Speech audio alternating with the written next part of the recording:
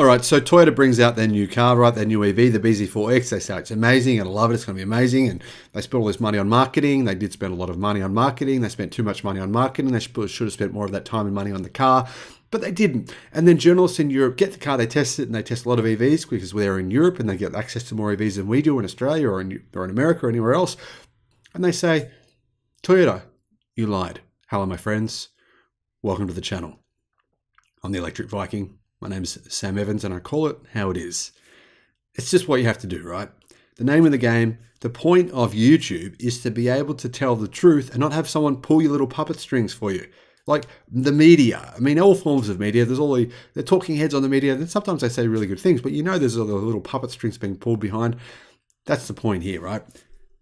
Toyota, they pull a lot of strings. They do. They pull a lot of puppet strings. There's constant so-called advertorials on these motoring websites where they say this about Toyota or that about Toyota. But fortunately, you find that some of the biggest automotive journalists in Europe don't appear to have their strings being pulled at all, which is actually really cool.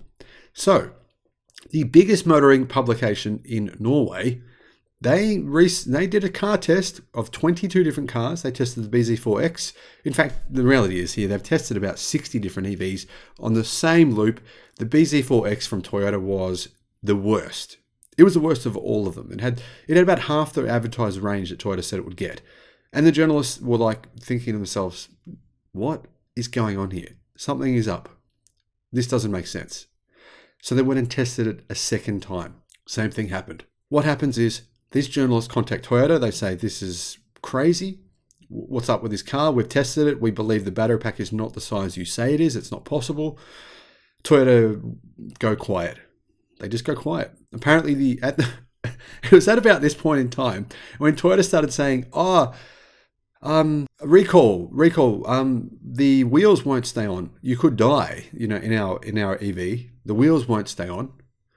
There's never been a recall in the history in the last 50 years of the automotive industry where cars were recalled because the wheels wouldn't stay on. But that's what Toyota decided was the best thing to say. The wheels wouldn't stay on. So we're going to recall them.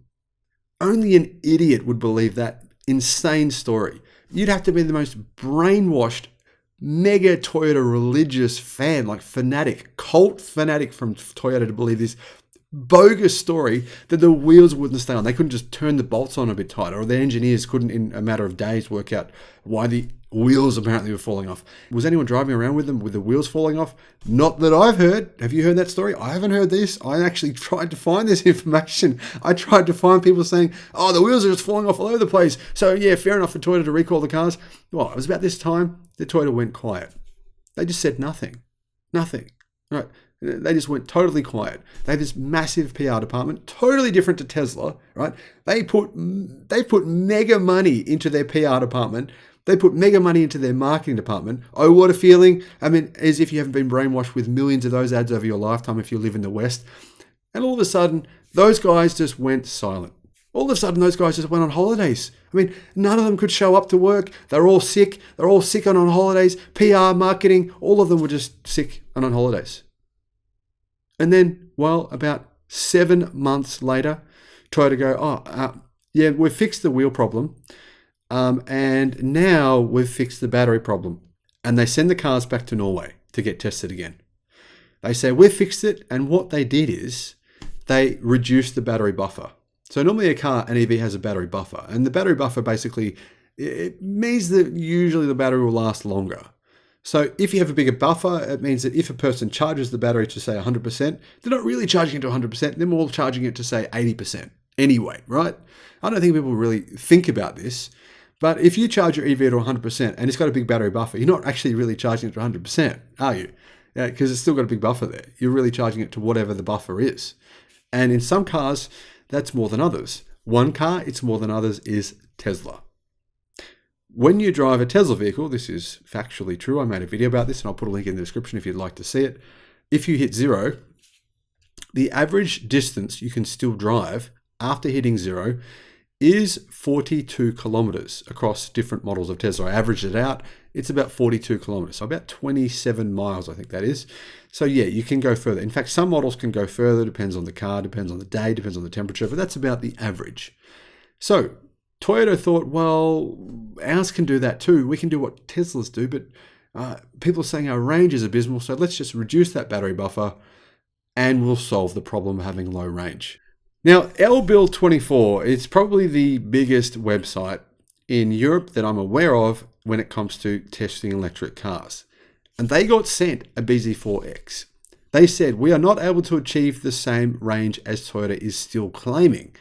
This is where the crux of the matter lies. Toyota oversells the range, still, even with this updated version, because to date, no one has managed to achieve anything close to the range this car is claimed to have. So the company retests this car, right? The BZ4X in Europe has a claimed WLTP range of around 470 kilometers, and they get 352 kilometers of range. In pretty ideal scenario conditions, around 15 degrees Celsius, I mean, that's a pretty good temperature. That should help the car get a decent range, and the range was still significantly less. So what do? They go and do the test again. They do it a second time. This time they turn the air conditioning into eco mode, basically to try and save any energy as possible, to run the car as efficiently as possible. They drive nicely, and they get 392 kilometers of range. Now, one thing I have got to say though, even though it still doesn't meet range expectations, and even though it still appears as though Toyota is somehow exaggerating on range, the car apparently does actually have some very good four-wheel drive ability.